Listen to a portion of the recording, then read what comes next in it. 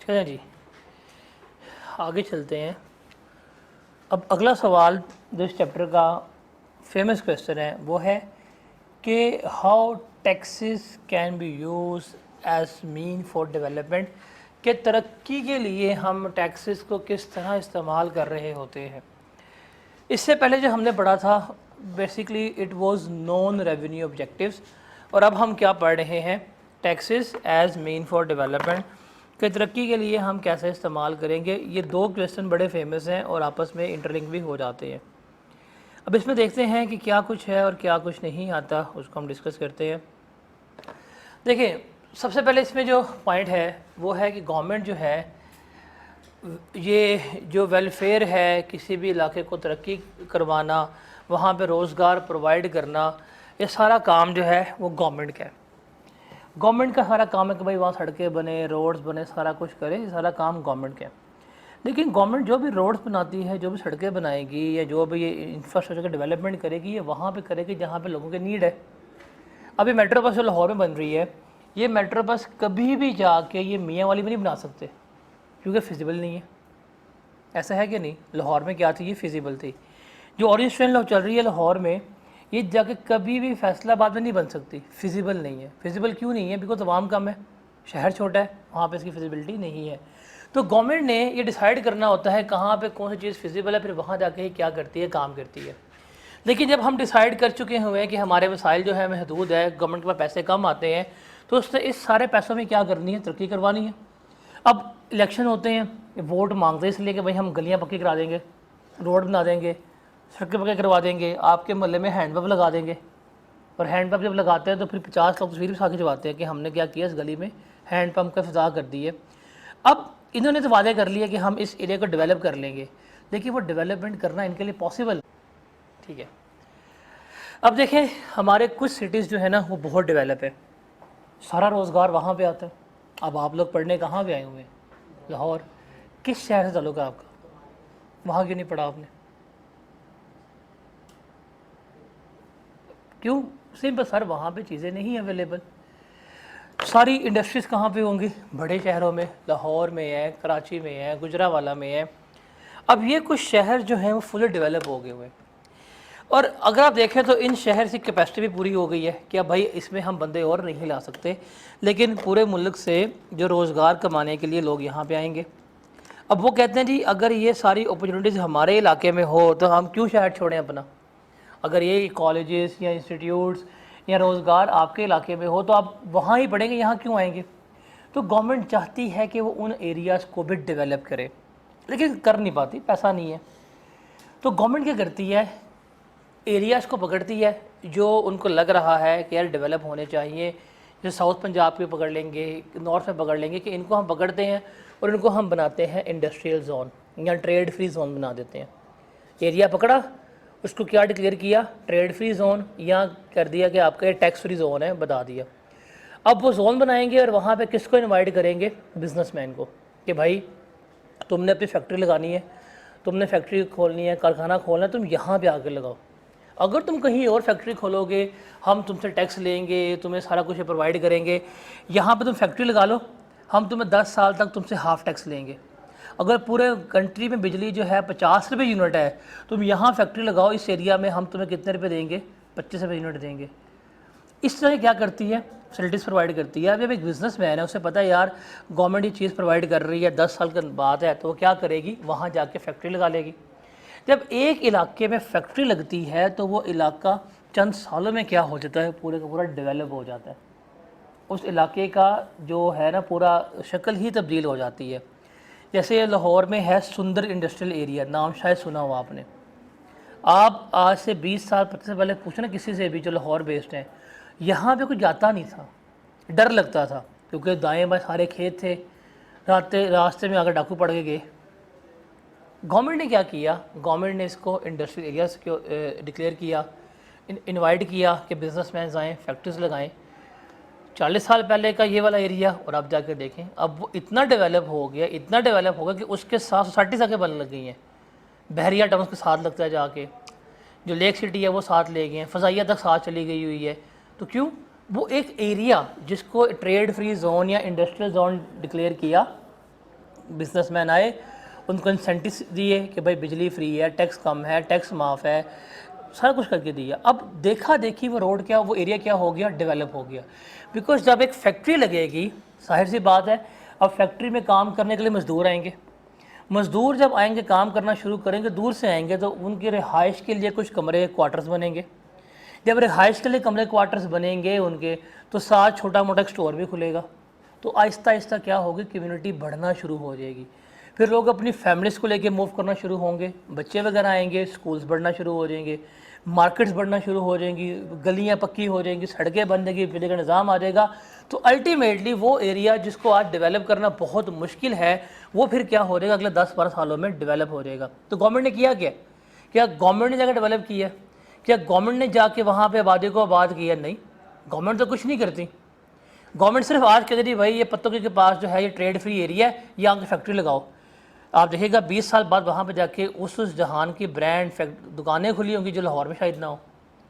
तो गवर्नमेंट इस तरह क्या करती है, डेवलपमेंट के पर्पस जो है अचीव करती है। जैसे गवादर इंडस्ट्रियल जोन हो गया, रवात हो गया, लाहौर का हो गया, कराची में है, वो इंडस्ट्रियल जोन्स बनाती है ताकि लोग आएँ, इन्वेस्टमेंट करें, फैक्ट्रीज लगाएं, उस फैक्ट्री में इन्वेस्टमेंट आएगी तो वो एरिया पूरा क्या हो जाएगा, डेवलप हो जाएगा। रोज़गार के मौके जो हैं वो मिलेंगे, और जो लोकल एम्प्लॉयमेंट है वो भी क्या हो जाएगी, इंक्रीज़ हो जाएगी। बिकॉज उस एक फैक्ट्री से सिर्फ फैक्ट्री नहीं बढ़ेगी, बल्कि हर एक चीज़ जो है वो क्या हो जाएगी, इंक्रीज़ हो जाएगी। नए रोज़गार आएंगे, तंदूर है, करियाने वाला, दूध वाला, दही वाला, सारा कुछ जो है वहाँ जाके आबाद हो जाएगा। तो एक पूरा शहर ही क्या हो जाता है, आबाद हो जाता है। तो यहाँ पे गवर्नमेंट किसको इस्तेमाल कर रही है, टैक्स को ही इस्तेमाल कर रही होती है। उसके बाद ये हमने लास्ट में डिस्कस किया था कि टैक्स किससे लेती है ज़्यादा, अमीरों से, और किस पे लगाती है, गरीबों से। तो जिसकी इनकम ज़्यादा है उससे टैक्स ज़्यादा लिया जाए, जिसकी इनकम कम है उससे टैक्स क्या लिया जाए, कम लिया जाए, कम रेट पे लिया जाए, ताकि बैलेंस जो है वो सोसाइटी में मेंटेन रहे। उसके बाद ये भी हमने लास्ट डिस्कस किया था कि जो लग्जरी गुड्स हैं, जो इम्पोर्टेंट गुड्स हैं इसके ऊपर गवर्नमेंट क्या करती है, हाई टैक्सेस कर देती है। उसके मल्टीपल बेनिफिट्स गवर्नमेंट अचीव करती है। एक तो इंपोर्ट्स कम हो, इंपोर्ट बिल जो है बेहतर हो, बैलेंस ऑफ पेमेंट आपका बेहतर हो। सेकेंडली लोकल इंडस्ट्री को प्रोटेक्ट करने के लिए गवर्नमेंट क्या करती है, इंपोर्टेड गुड्स को महंगा कर रही होती है। तो ये भी इसका एडवांटेज है। उसके बाद है टैक्स क्रेडिट्स। ये क्या होते हैं, हमारा इनकम टैक्स में एक चैप्टर पूरा आएगा जिसका नाम टैक्स रिबेट्स एंड क्रेडिट्स होगा, उसको हम डिस्कस करेंगे क्या है क्या नहीं, बट अभी समझने के क्या है। फॉर एग्जांपल, आपने गवर्नमेंट को टैक्स पे करना है 1000 रुपया, आपकी टैक्स लायबिलिटी जो है वो कितनी बनी है, 1000 रुपया।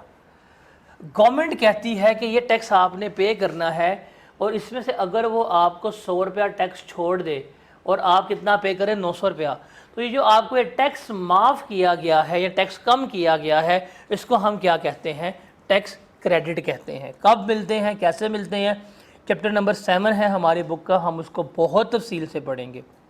लेकिन अब ये क्या है, गवर्नमेंट कहती है कि यार हमारा काम जो है हुकूमत का वेलफेयर करना है, लेकिन गवर्नमेंट हर जगह वेलफेयर नहीं कर पाती जाके। तो इसी में क्या होती हैं, फिर NGOs आ जाती हैं जो क्या कर रही हैं, वेलफेयर काम कर रहे हैं। बेसिकली वो किसकी हेल्प कर रहे हैं, गवर्नमेंट की ही हेल्प कर रहे हैं। फिर गवर्नमेंट कहती है ना कि एक NGO बन गई है, वो भी हमारी हेल्प कर रही है, वो डोनेशंस और वेलफेयर वगैरह करवा रही है। तो फिर गवर्नमेंट कहती है आप लोग आएँ आवाम को, आप इनको डोनेट करें। आप जब इनको डोनेट करेंगे, वो लोगों में काम करेंगे, लोगों का बेनिफिट ही होगा। तो वो कहते हैं हम आपको बेनिफिट देंगे कि अगर ये XYZ इदारा है जो लोगों की फलाह बहबूद के लिए काम कर रहा है, जैसे फॉर एग्जांपल ये जो थैलेसीमिया की फाउंडेशन बनी हुई है, NGO है, तो आप उस अदारे में जाते हैं, आप डोनेशन करते हैं, तो गवर्नमेंट क्या देगी, आपको बेनिफिट देगी। अगर आपका टैक्स 1000 बनता है, वो आपका 100 टैक्स छोड़ कितना लेगी, 900 लेगी। ये आपको क्या कर रही है, बेनिफिट दे रही है। इससे क्या फ़ायदा होगा कि डोनेशन का कल्चर बढ़ेगा, ज़्यादा वेलफेयर होगी, और गवर्नमेंट का भी जो है वो सपोर्ट जो है काफ़ी हद तक हो जाएगी।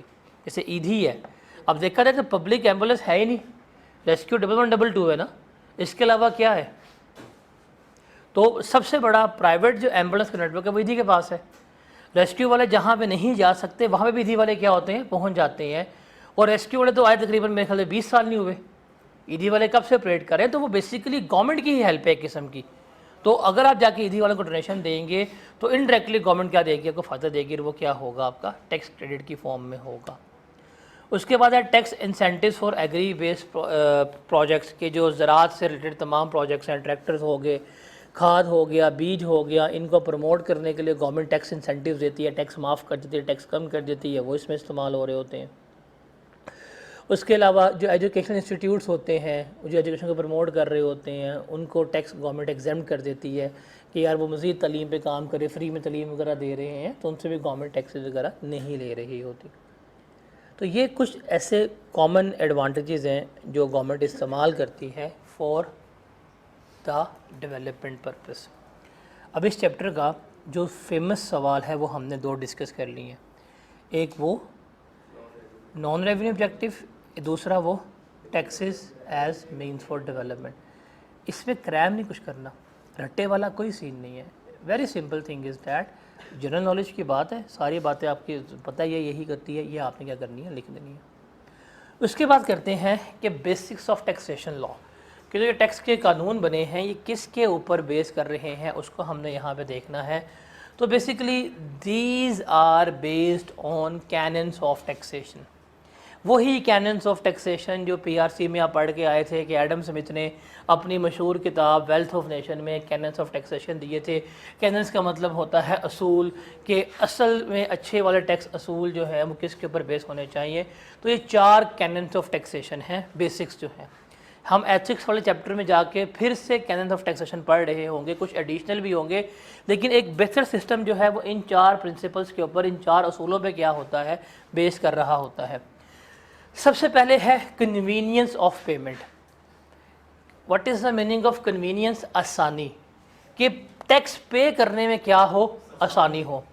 साफ सीधी बात है भाई, आप टैक्स पे करना है और गवर्नमेंट कहती है जी आए जी हमारा एक ही बैंक है, इसी बैंक में टैक्स पे होगा और लंबी लाइनों में आपको लगना पड़ेगा, धूप में खड़े होकर लंबी लाइनों में लग के आप पर्ची लेंगे फिर टैक्स पे करेंगे। अगर इस तरह का निज़ाम हो जहाँ पर टैक्स कलेक्शन बहुत मुश्किल हो तो क्या लोग टैक्स पे करेंगे? लोग भागेंगे।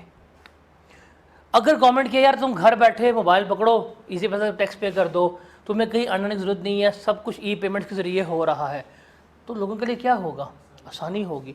तो जितना आप लोगों के लिए आसानी पे करेंगे, जितना मोड ऑफ पेमेंट्स जो है ईजी होगा, उतना ही क्या होगा, आपका सिस्टम जो है बेहतर होगा। जैसे एज ऑफ टुडे, आज भी जो अगर टोल टैक्स की बात करें वो कैश में लेते हैं। आपके पास कैश नहीं है, गए आप, तो वहाँ पे एक डिफ़िकल्टी है। वो कहते हैं जी हमने इसका अल्टरनेटिव निकाला है, आप क्या कर लें, एम टैग लगवा लें। लेकिन हर जगह पे एम टैग चलता भी नहीं है, वो सिर्फ चलता है मोटरवे पे। जो अदर मोटरवे हैं, जो NHA के टोल्स हैं, वहाँ पे नहीं होता। तो वहाँ पे सम हाउ कभी कभार लोगों को मुश्किल पेश आती है कि कैश पूरा ना हो या कैश ना हो, तो वहाँ पे मुश्किल है। लेकिन मोस्ट ऑफ द टाइम अच्छा सिस्टम वो है जहाँ पे आपका पे करना ईजी हो। अब जब हम पेमेंट की बात कर रहे हैं, बस सिस्टम क्लीन हो, पेमेंट करते हुए कोई दुश्वारी ना आए, आपका जो डिपार्टमेंट है वो इजी हो, वो आपको सहूलत प्रोवाइड कर रहा हो, तो फिर वो क्या कहेंगे, हाँ ये एक अच्छा सिस्टम जो है वो आपने बनाया हुआ है। उसके बाद है सर्टेनिटी, कि अच्छा टैक्स सिस्टम वो है जो सर्टेन होगा। सर्टेन का मतलब है कि आपको पता है भाई कितनी अमाउंट पे कर रहे हैं। ये नहीं कि आप फॉर एग्जांपल आपने लाहौर से ट्रैवल किया टूवर्ड्स इस्लामाबाद, आपने टोल टैक्स पे करना है, एक गाड़ी गुजरी उससे लिया उन्होंने 50 रुपये टैक्स, एक गाड़ी गुजरी उससे लिया 5000 रुपये टैक्स, एक गाड़ी गुजरी उससे लिया 2000 रुपये टैक्स। तो अगर ये सिस्टम हो जहाँ पे किसी को नहीं पता और वो टैक्स अपनी मर्जी से ले रहे हैं, तो क्या कल को लोग टैक्स पे करेंगे? नहीं। अगर सर्टेन है फिर लोग टैक्स पे करेंगे। भाई लाहौर से इस्लामाबाद का टैक्स है 1300 रुपया, हाँ ठीक है, वो गाड़ी A, B, C, X जो है कितना होगा, आप इतना ही पे करेंगे, तो लोग क्या करेंगे, टैक्स में भाग भाग के आएंगे, टैक्स में भाग भाग के क्या करेंगे, पेमेंट्स जो है वो कर रहे होंगे। तो सर्टेन होना चाहिए हम कि जो इनकम टैक्स लायबिलिटी है, पता हो कि इनकम टैक्स कितना पे करना है, कैसे कैलकुलेट हुआ, कैसे वो अमाउंट आई है, सेल्स टैक्स पे करना है, कितना पे करना है, कैसे कैलकुलेट हुआ, ये पता होना चाहिए। If that is the case, आप क्या कर सकते हैं, एक अच्छा सिस्टम उसे कह सकते हैं। उसके बाद है इक्वालिटी। इक्वालिटी ये कहते हैं बराबरी, के टैक्स सबसे लेना है, वो एक ही सफ़ में खड़े करना है महमूद और अयाज को, चाहे महमूद लगड़ा है या अयाज मोटा है, सबको क्या करना है, आपने एक ही सफ़ में खड़ा करना है। वो कहते हैं टैक्स सबसे लेना है, किसी को माफ़ नहीं करना। आपके ज़्यादती है, कहते हैं इक्वालिटी होनी चाहिए कि लेना सबसे है, लेकिन टैक्स लेना उनकी पेइंग कैपेसिटी के अकॉर्डिंग है। जो ज़्यादा पे कर सकता है उससे टैक्स आप क्या करें, ज़्यादा कलेक्ट करें। जो कम पे करता है, जिसकी पेइंग कैपेसिटी कम है, उससे आप टैक्स कम कलेक्ट करें, लो रेट पे करें, लेकिन टैक्सेस सबसे आपने क्या करने हैं, वसूल करने हैं। और आखिरी है इकोनॉमी ऑफ कलेक्शन, कि आपका निज़ाम जो है टैक्स का वो इकोनॉमिकल होना चाहिए। वो ना हो कि आपने फॉर एग्ज़ाम्पल आपकी कलेक्शन हुई है 10,000 रुपये की और आपका ख़र्चा हो गया उसको कलेक्ट करने में 12,000 रुपये का, तो जूते मार रहे हैं अपने आप को पकड़ के, दिखाया भैया कुछ नहीं, गिलास थोड़ा 12 आने। तो एक सिस्टम बेहतर वो है जो इकोनॉमिकल हो। और जहाँ पे इकोनॉमी ऑफ कलेक्शन की बात करते हैं, यहाँ पे दोनों एंड से आती है। एक इकोनॉमी जो है वो सिस्टम के एंड से होनी चाहिए कि अगर 10,000 इकट्ठा करें तो खर्चा आपका 1,000 रुपये आए, आपको 9,000 बचे। सेकेंडली ये इकोनॉमी कहाँ होनी चाहिए, बिजनेस के लिए भी, कि टैक्सेस जो हैं, जो बंदा इनकम कमा रहा है उसके लिए इतने महंगे ना हो कि वो ना दे। फॉर एग्जांपल अगर एक बंदा 10,000 रुपये कमा रहा है और आप उससे किसी 6,000 रुपया हमारा टैक्स है, वो क्या कारोबार करेगा? कहना भाई ऐ गया बंद तो मैं जा रहा हूँ भीख मांगने, एटलीस्ट भीख इज़ नॉट टैक्सेबल। ऐसे ही है ना। तो ये जो आपके टैक्सेस हैं वो बिज़नेस के लिए महंगे भी नहीं होने चाहिए, इतने हों कि बिज़नेस को पे करते हुए मौत ना वाक़या हो। तो ये आपके 4 कैनन्स ऑफ टैक्सेशन है जो आपने याद रखने हैं। Got it? उसके बाद ये सवाल पास्ट पेपर में 2 दफ़ा आया है कि what are the principles for levy of tax. जब हम लेवी का वर्ड इस्तेमाल करते हैं ना, लेवी का मतलब होता है इम्पोज करना, लगाना, चार्ज करना, लागू करना। इसको हम क्या कहते हैं, लेवी कह रहे होते हैं, किसी चीज़ के ऊपर कैलकुलेट करना। अब सवाल है जो हम टैक्सेस लगा रहे हैं ये कितने प्रिंसिपल्स के ऊपर बेस करता है, तो ये 3 प्रिंसिपल्स के ऊपर बेस करता है। आप पाकिस्तान में कोई भी टैक्स लगा लें, पाकिस्तान में किसी भी टैक्स का नाम ले लें, वो इन तीनों में से किसी न किसी एक प्रिंसिपल के ऊपर क्या करेगा, बेस कर रहा होगा। सबसे पहला जो प्रिंसिपल है वो है एबिलिटी टू पे प्रिंसिपल। आपने इनके पास नाम याद रखने हैं बिकॉज आप इनको अपनी वर्ड्स में एक्सप्लेन कर सकते हैं। पहला क्या है, एबिलिटी टू पे प्रिंसिपल। नाम भी बता रहा है कि भाई आप जितना अफोर्ड कर सकते हैं उतना क्या करें, टैक्स पे करें। तो ये प्रिंसिपल कहता है कि जिसकी इनकम ज़्यादा है आप उससे टैक्स ज़्यादा लें और हाई रेट पे लें, जिसकी इनकम कम है उससे टैक्स लें लेकिन कम रेट पे लें। ये क्या है, आपकी एबिलिटी टू पे प्रिंसिपल है। सिंपल सी बात है भाई, अगर इनकम ज़्यादा होगी टैक्स का रेट भी क्या होगा, ज़्यादा होगा। अगर इनकम कम होगी टैक्स का रेट भी क्या होगा, कम होगा। सेम लाइक कि जब बारिश आता है तो पानी आता है, जब ज़्यादा बारिश आता है तो ज़्यादा पानी आता है। तो जब इनकम आएगी टैक्स आएगा, जब ज़्यादा इनकम आएगी तो टैक्स भी क्या आएगा, ज़्यादा आएगा। तो ये है आपका एबिलिटी टू पे प्रिंसिपल। इसकी एग्जाम्पल लिख लें, इस प्रिंसिपल के ऊपर कौन सा टैक्स बेस करता है, दैट इज़ इनकम टैक्स। जो हमारा इनकम टैक्स है वो सारे का सारा इस प्रिंसिपल के ऊपर जो है वो बेस कर रहा होता है। आप कोई भी टैक्स का नाम लेंगे वो इन तीनों में से किसी ना किसी एक प्रिंसिपल पे क्या कर रहा होगा, बेस कर रहा होगा। तो जो हमारा जो इनकम टैक्स है बेसिकली वो किस पे बेस कर रहा है, एबिलिटी टू पे प्रिंसिपल पे बेस कर रहा है। जिसकी इनकम ज़्यादा है उससे टैक्स क्या लें, ज़्यादा लें, जिसकी इनकम कम है उससे टैक्स क्या लें, आप कम लें। अफोर्डेबिलिटी पर चल रहा होता है। सेकेंड है हमारा द बेनिफिट प्रिंसिपल। सेकेंड कौन सा है, बेनिफिट प्रिंसिपल। बेनिफिट का मतलब क्या होता है, फायदा। अब देखें यहां पे आपकी एक गवर्नमेंट है और यहां पे आपकी आवाम है। सवाल यह है कि इस गवर्नमेंट से डायरेक्ट बेनिफिट जिसको ज़्यादा मिलेगा वही क्या करेगा, टैक्स भी ज़्यादा पे करेगा। इसकी बड़ी आपको एक कॉमन एग्जांपल देता हूँ।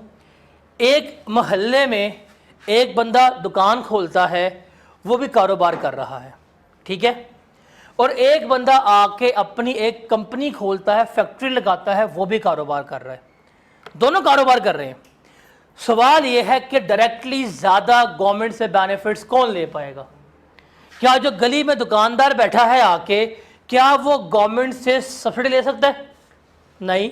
लेकिन जो फैक्ट्री बनी है, जो कंपनी बनी है, वो करेगी गवर्नमेंट से सब्सिडी ले सकती है। जो गली में दुकानदार बैठा है क्या वो गवर्नमेंट से सस्ता लोन ले सकता है? बड़ा मुश्किल है। लेकिन जो कंपनी है उसको मार्केट से कम रेट पे गवर्नमेंट जो है वो क्या करवा देगी, लोन जो है वो दिलवा देगी। माइट भी ये इंपोर्ट ना कर सके, गवर्नमेंट इनको इंपोर्ट भी करने दे चीज़ें। तो डायरेक्ट बेनिफिट्स किसको ज़्यादा मिल रहे हैं, कंपनी को कि दुकानदार को?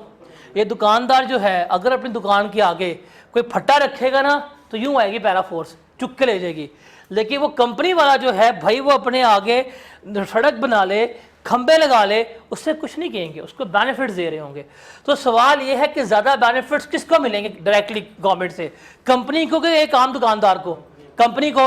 तो चूंकि कंपनी को ज़्यादा बेनिफिट्स मिल रहे हैं फ्रॉम द गवर्नमेंट या गवर्नमेंट के प्रोजेक्ट से या गवर्नमेंट के इदारों से, तो इसलिए अब कंपनी का टैक्स रेट भी क्या होगा, ज़्यादा होगा। 29% जो है वो क्या करेगी, अपने प्रॉफिट्स का कंपनी टैक्स पे कर रही होगी। अब चूंकि इस बंदे को बेनिफिट्स कम मिल रहे हैं इससे टैक्स लेंगे, 5% जो भी इसकी इनकम बनती होगी उसके मुताबिक ले जाएंगे। तो ये प्रिंसिपल कहता है कि भाई जिससे आपको ज़्यादा बेनिफिट मिलेगा वो बंदा टैक्स भी क्या करेगा, ज़्यादा पे करेगा। जिस पे कम टैक्स मिलेगा वो बंदा क्या करेगा, कम टैक्स। इसकी एग्जाम्पल है आपका कॉरपोरेट टैक्स। और थर्ड जो है आपका that is equal distribution principle. Equal distribution principle, equal distribution principle, मसावात, बराबरी। क्या है कि इक्वालिटी है कि सबसे टैक्स लिया जाए, इक्वालिटी है ना। मसावात क्या है कि सबसे टैक्स लो लेकिन उनकी पेइंग कैपेसिटी के मुताबिक जो है वो टैक्स लो। अब इक्वल डिस्ट्रीब्यूशन प्रिंसिपल क्या है, ये बराबरी के ऊपर है कि गवर्नमेंट की नज़र में हर बंदा क्या है, बराबर है। वो कहते हैं भाई पाकिस्तान में अगर आज के दिन कोई बच्चा पैदा हुआ है उससे भी टैक्स लिया जाएगा, जो आज के दिन कोई बंदा मरा है उससे भी क्या करेगी, गवर्नमेंट टैक्स लेगी।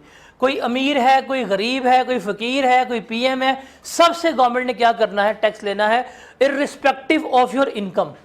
आप सब स्टूडेंट्स हैं, कुछ नहीं कमाते होंगे अनलेस आप कॉलेज का पोर्टल लेके आगे बेच रहे हो, फिर तो आप कमाई करेंगे। या आपका पार्ट टाइम बिजनेस हो और आपका नाम सबा हो और आप फेमस हो कि वो यार सबा लोड वाली, तब आप पैसे कमा रहे होंगे। उसको बड़ी हंसी आई है तो नहीं करता तो नहीं ये वाला, तू उसको देख रहा है, उसको देख रहा है, ये सबा है मूछों वाली। कितने लोड खाए हैं, कोई भी नहीं खाया, चल करवा लें, कुछ नहीं, बड़ा मज़ा आता है। अच्छा, अब स्टूडेंट्स हैं, अब पैसे नहीं कमा रहे लेकिन आपने टैक्स पे किया है। सुबह उठ के तो ब्रश किया होगा अगर, तो जो टूथपेस्ट इस्तेमाल की है टैक्स पे नहीं हुआ।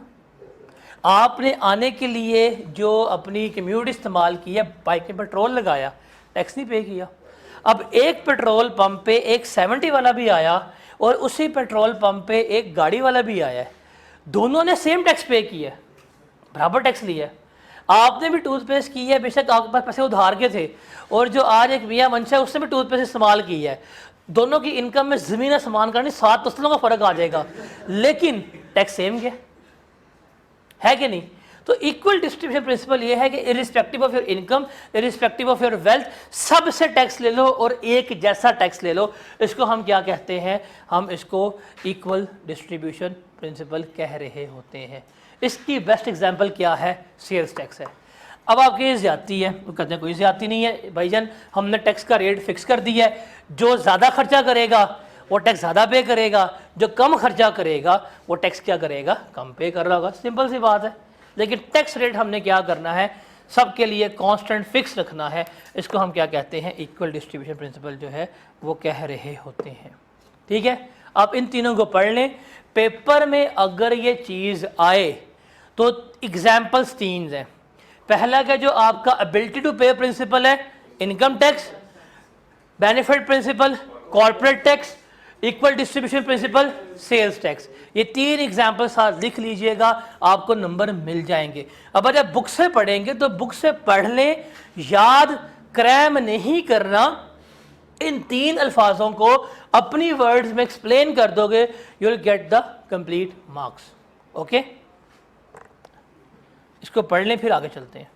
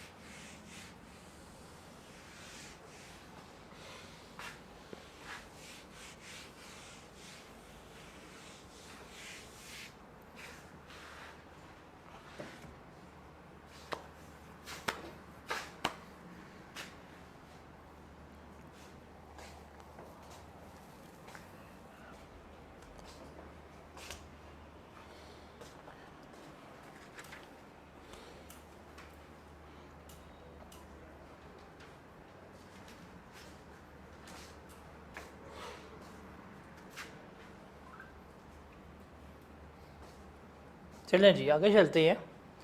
ये भी एक ही दफ़ा सवाल आया हुआ है काइंड्स ऑफ टैक्सेस का, आप इसको पढ़ के आ चुके हैं पीआरसी में। लेकिन इसको समझने के लिए ना ये 3 आइकन्स को देख लें, आपको ये सारा कुछ समझा देगा कि इस टैक्स का मतलब क्या है। सबसे पहले हम बात करते हैं प्रोपोर्शनल टैक्स की या फ्लैट टैक्स की। फ्लैट टैक्स नाम ही बता रहा है कि सबके लिए सेम रेट है, या क्या है प्रोपोर्शनल टैक्स। इसका मतलब क्या है कि ये वो टैक्सेस होते हैं जो सबके लिए एक सेम परसेंटेज के ऊपर चलेंगे। वो इनकम से, वेल्थ से क्या होते हैं, इररेलेवेंट होते हैं। इनकम ज़्यादा है, कम है, कुछ भी है, फ़र्क नहीं पड़ता, that will be remain same. उसको हम क्या कहते हैं, प्रोपोर्शनल टैक्स कहते हैं, फ्लैट टैक्स कहते हैं। Examples, sales tax. अब एक मजदूर जिसकी दिहाड़ी 500 रुपया है, उसने भी अगर आज कोई चीज़ खरीदी है तो उसने 18% पे की है, और एक बंदा जिसकी दिहाड़ी 5,000 रुपया है उसने भी इतना पे किया है, और एक बंदा जिसका 50,000 रुपया पर डे है उसने भी इतना पे किया है। तो इररिस्पेक्टिव ऑफ इनकम हर बंदे ने कितना पे किया, 18% पे किया। तो that is your flat tax. एक और एग्जाम्पल इसमें आ जाएगी, टैक्सेस ऑन डिविडेंड। अब डिविडेंड के ऊपर टैक्स का रेट है 15%। भाई अगर आपका डिविडेंड 1 लाख रुपया है, कितना पे करेंगे, 15। आपका डिविडेंड 1 करोड़ मिला तब भी कितना पे करेंगे, 15% पे करेंगे। फ्लैट टैक्स है। टैक्सेस होते हैं on profit on debt, flat tax हैं आपके। इवन जो कॉर्पोरेट टैक्स है आपका, जिसका रेट क्या है 29%, फ्लैट टैक्स है। आपका प्रॉफिट कम है, ज़्यादा है, आपको ये पे करना ही करना 30%, तो ये क्या होगा, आपका फ्लैट टैक्स होगा, जो जिसकी परसेंटेज क्या रहेगी, सेम रहेगी। परसेंटेज क्या रहेगी, सेम। तो काइंड ऑफ टैक्सेस में जब आप एक्सप्लेन करेंगे तो किसके एंड से एक्सप्लेन करना है, with the respect of percentage, कि भाई सेम रेट पे अप्लाई किया। उसके बाद है प्रोग्रेसिव। आपको ग्राफ से बता रहा है क्या हो रहा है, ये इंक्रीज हो रहा है, तो क्या होगा, ये पानी आएगा, बारिश आएगी, ज़्यादा पानी आएगा, ज़्यादा बारिश आएगी, तो इनकम आएगी, टैक्स आएगा। तो जैसे जैसे आपकी इनकम बढ़ती जाएगी टैक्स भी क्या होगा, बढ़ता जाएगा। आपकी एग्जांपल है आपका इनकम टैक्स। इनकम टैक्स अब हम सीखेंगे सारा, उसमें हम देखेंगे, समझेंगे कि हम टैक्स लगाते हैं स्लैब्स की फॉर्म में। स्लैब्स बढ़ती जाएंगी, इनकम बढ़ जाएंगी, स्लैब्स आएंगी, आपकी टैक्स भी क्या होता रहेगा, इंक्रीज होता रहेगा। अब आखिरी जो है ये है रिग्रेसिव टैक्स। ये है रिग्रेसिव टैक्स। देखिए इनकम बढ़ रही है, टैक्स कम हो रहा है, तो ये कैसे हो सकता है, ये कैसे हो सकता है। इसको हम जब भी रिग्रेसिव टैक्स को डिस्कस करते हैं ना, हम डिस्कस करते हैं इम्पैक्ट के लिहाज से, असर के लिहाज से। देखें एक चीज याद रखिएगा कि all indirect tax are regressive in nature. हम टैक्स की बात कर रहे हैं यहाँ पे नेचर के लिहाज से, जितने भी इनडायरेक्ट टैक्सेस हैं वो रिग्रेसिव इन नेचर होते हैं। अब for example, just take an example, आपका सेल्स टैक्स जो है उसका रेट कितना है? 18% है। आपने सामान ख़रीदा 10,000 का, 10,000 के ऊपर 18% के हिसाब से सेल्स टैक्स कितना बना? 1800, ये बना। अब आप देखें कि हम 3 पर्सन लिखते हैं, पर्सन ए, पर्सन बी और पर्सन सी। पर्सन ए की अगर हम बात करें, इसकी इनकम जो है वो है 5,000। पर्सन बी की बात करें, इसकी इनकम जो है वो 20,000 है। पर्सन सी की बात करें, इसकी इनकम जो है वो 50,000 है। सामान तीनों ने लिया, तीनों की जेब से 1800 रुपये गया है, ये हमें लग गया पता। अब क्वेश्चन ये है कि किसको दुखा होगा टैक्स, या किसकी जेब से टैक्स ज़्यादा गया है। आप ये कहेंगे जी सर सब ने 1800 पे किया, भाई इसने भी 1800 पे किया, इसने भी इतना पे किया, इसने इतना पे किया है, लेकिन इन टर्म्स ऑफ परसेंटेज सबसे ज़्यादा किसने पे किया है अभी देख लेते हैं। इसके अगर देखें, इसके अगर हम इनकम से निकालें प्रपोर्शन 1800 डिवाइड बाई 5,000, इसका ज़रा करें, बताएं कितना आता है? 1800 डिवाइड बाई 20,000, इसका करें 1800 डिवाइड बाई 50,000, तो बताएं पहले कितना परसेंट बनता है? 36%। दूसरे का कितना बनेगा?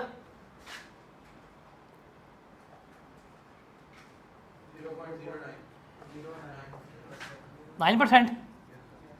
तीसरे का पता कितना बनेगा?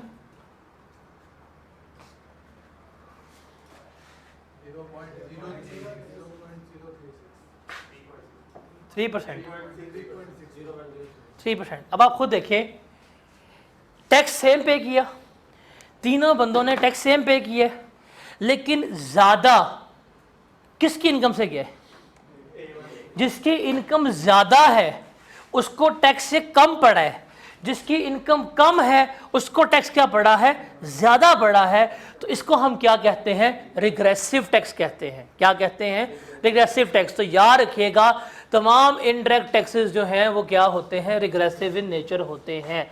वो गरीब की जेब में से ज़्यादा इम्पैक्ट करेंगे एज़ कम्पेयर टू अमीर आदमी। भाई पेट्रोल के ऊपर अगर गवर्नमेंट 200 रुपये टैक्स लेगी तो वो 200 रुपया किसके लिए महंगा है? 70 वाले के लिए। लेकिन जो बंदा जिसके पास टुसोन है, जिसके पास इलांट्रा है, या जिसके पास मर्सिडीज़ है, उस बंदे के लिए जो है ये टैक्स इतना वैल्यू नहीं कर रहा होगा, उसको इतना इम्पैक्ट नहीं करेगा as compare to that person जिसके पास क्या होगी? बाइक होगी। समझ लगी? एग्जाम्पल के अलावा समझ लगी?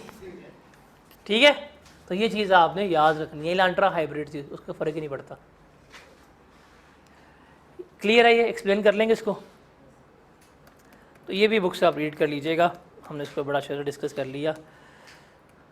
उसके बाद है कैरेक्टरिस्टिक्स ऑफ टैक्स लॉस। ये ना पेपर में आज तक एक ही दफ़ा सवाल आया है, उसके बाद नहीं आया, तो उसको हम रीड कर लेते हैं कि जो हम टैक्स लॉस को लेके चल रहे हैं, जो हम टैक्स लॉस को डिस्कस कर रहे हैं, what are the characteristics of that loss.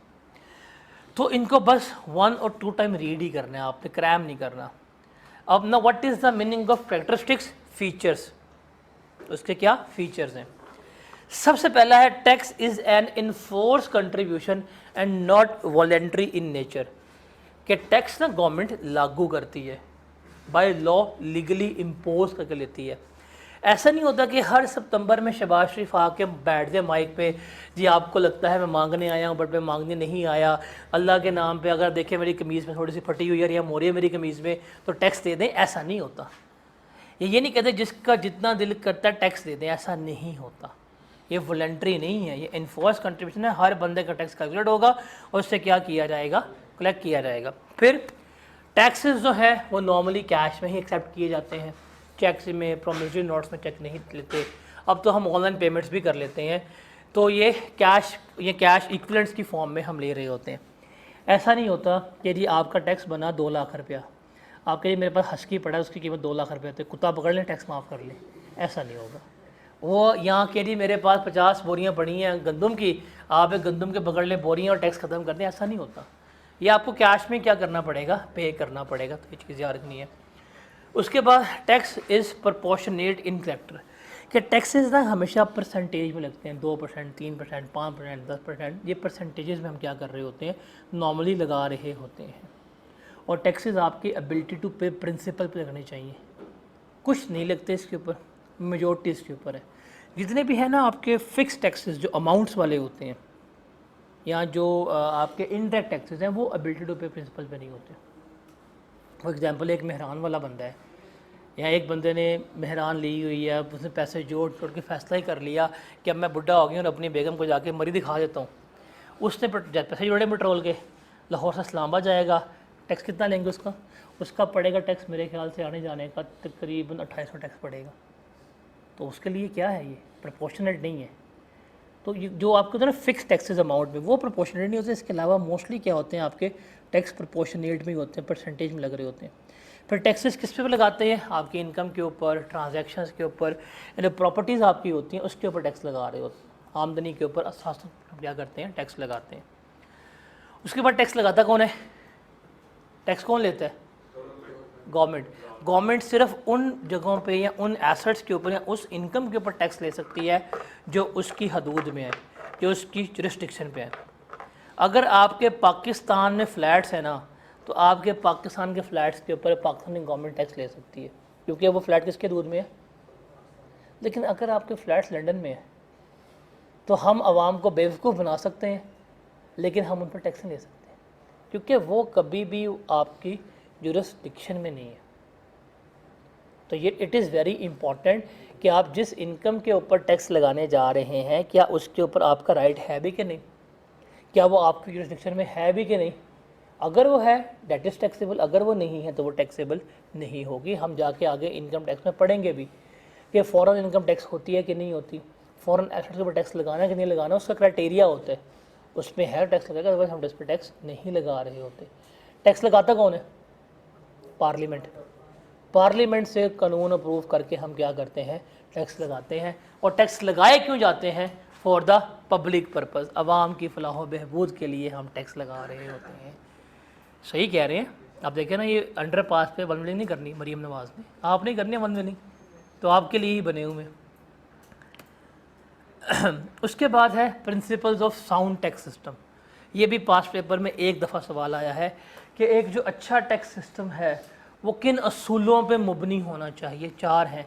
पहला है फिस्कल एडिक्वेसी। देखिए, फिस्कल का मतलब होता है कैश। क्या? कैश, पैसा, रोकड़ा। And what is the meaning of adequacy? Sufficiency, sufficient होना। Now what is the meaning of fiscal adequacy? कि एक अच्छा सिस्टम ऐसा वो हो जो आपकी पैसों की नीड के हिसाब से क्या हो, सफिशेंट हो। कि अगर आपको ज़्यादा रेवेन्यू चाहिए, ज़्यादा पैसे चाहिए, तो वो आपको ज़्यादा सिस्टम जनरेट करके देने की काबिलियत रखता हो। ये है आपका फिस्कल एडिक्वेसी। सेकंड है इक्वालिटी और थ्योरेटिकल जस्टिस।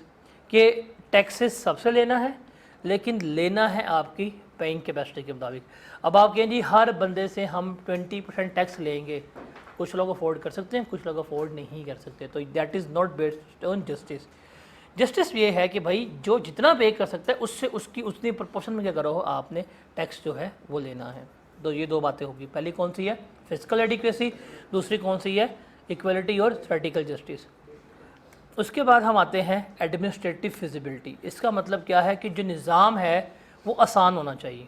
आपको जो टैक्स का निज़ाम है वो क्लियर हो, प्लेन हो, आवाम को समझ आनी चाहिए। लेकिन हमारा ऐसा नहीं है। हमारा टैक्स का जो निज़ाम है बड़ा, इसमें ना वो है मसले मसाइल हैं, समझ नहीं आती, रजीम्स किस तरह काम कर रही हैं।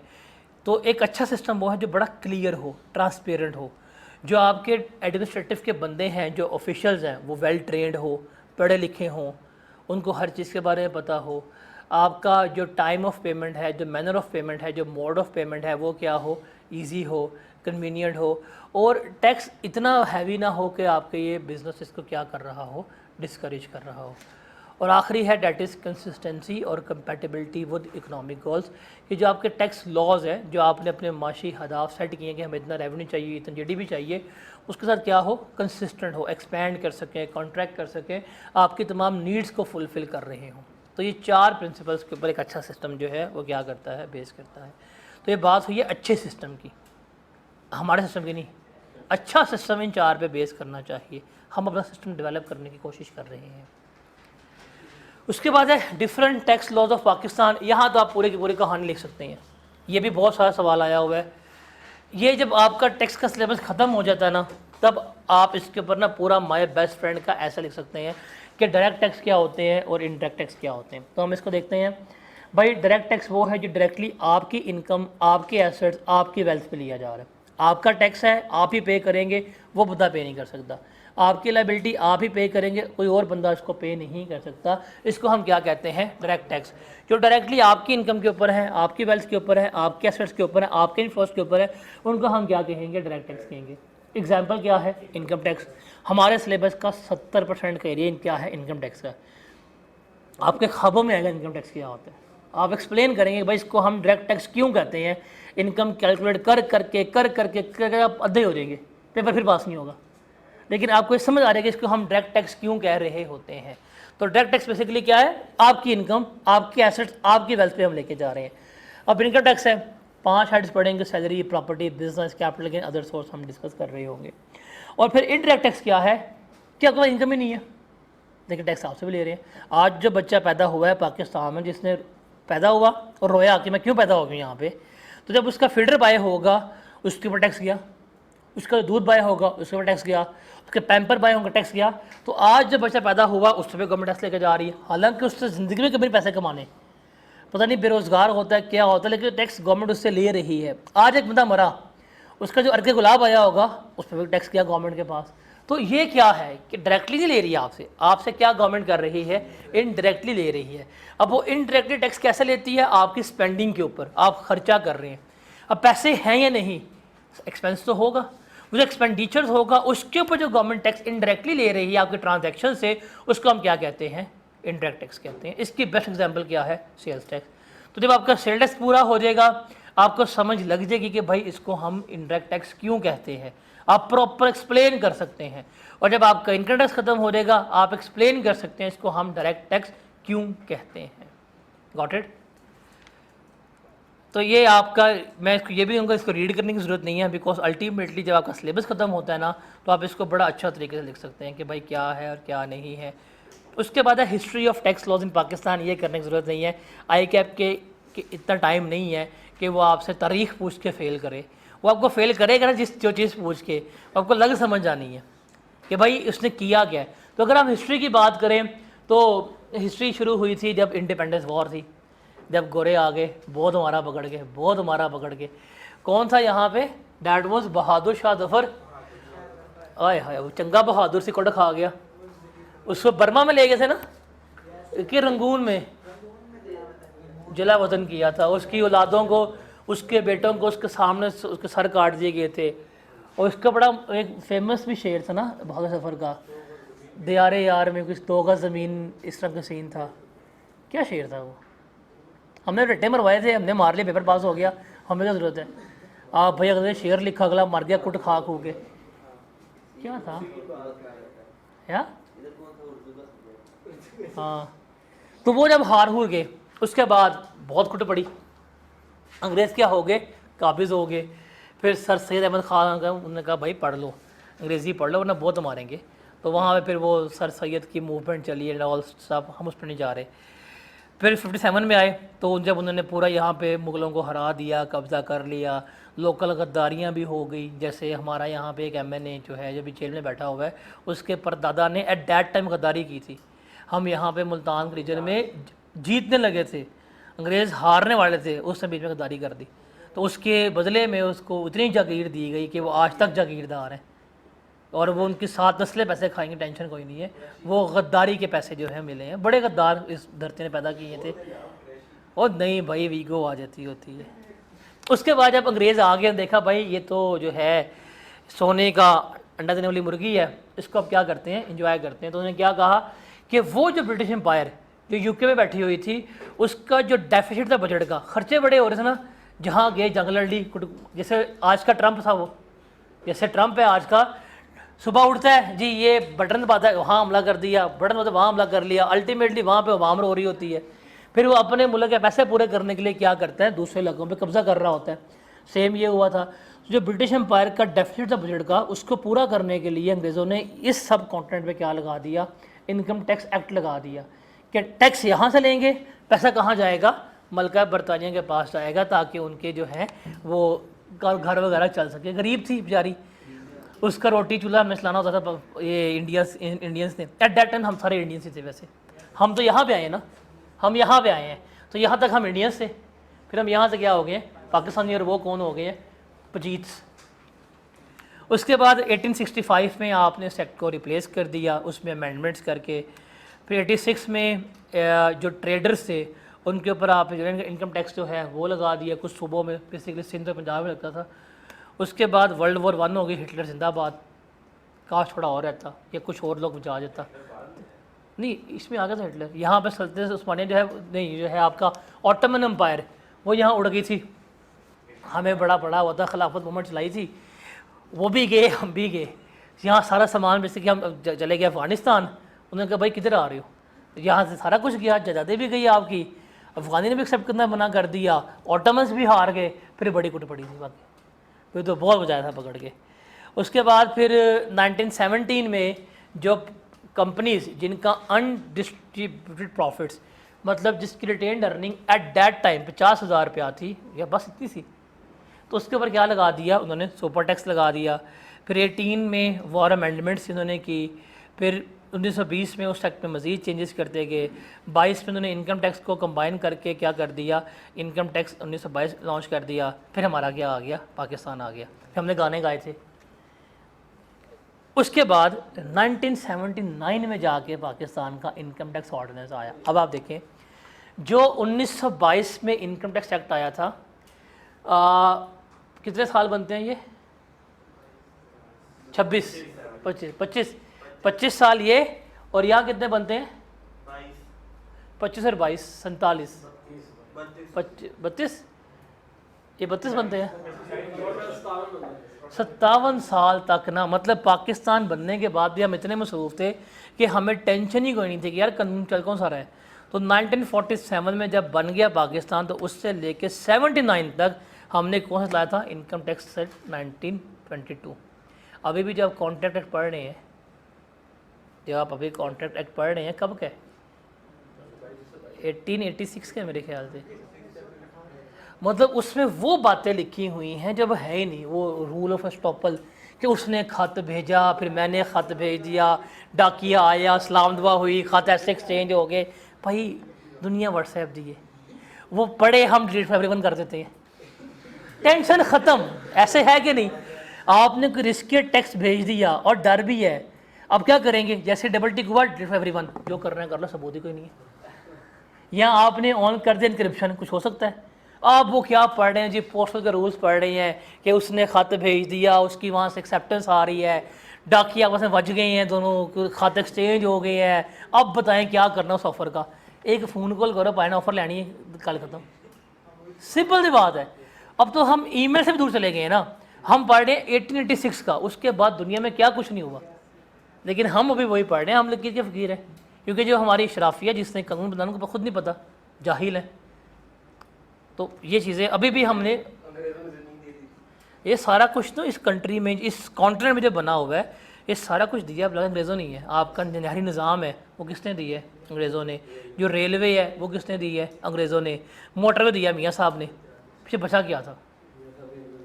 तो यहाँ पे क्या आया आपका पास, पहला कानून आया, फिर उस कुछ लेके चलते रहे हैं, अब उसमें अमेंडमेंट्स आ गई हैं, उसको आपने चेंज कर दिया इनकम टैक्स ऑर्डिनेंस 2001 से अब तक आपका इनकम टैक्स ऑर्डिनेंस ही चल रहा है। हर साल इसमें अमेंडमेंट्स आती हैं, अपडेट्स आती हैं, इसे हम क्या कर रहे हैं होते हैं, लेके चल रहे होते हैं। तो इनकम टैक्स का हमारा क्या है, इनकम टैक्स ऑर्डिनेंस चल रहा। हिस्ट्री बड़ी मज़े की है, जालिम हिस्ट्री है, लेकिन हिस्ट्री कैमरे बता नहीं सकते, वरना पिंक वीगो आएगी। ठीक है, इसके साथ हमारा चैप्टर जो है वो क्या होता है, ख़त्म होता है। चैप्टर हमने डिस्कस कर लिया। अब इसके पास पेपर्स यही सवालों के आए हैं, जेनेरिक क्वेश्चंस हैं, आपने वो क्या करने हैं, खुद सॉल्व करने। ठीक है।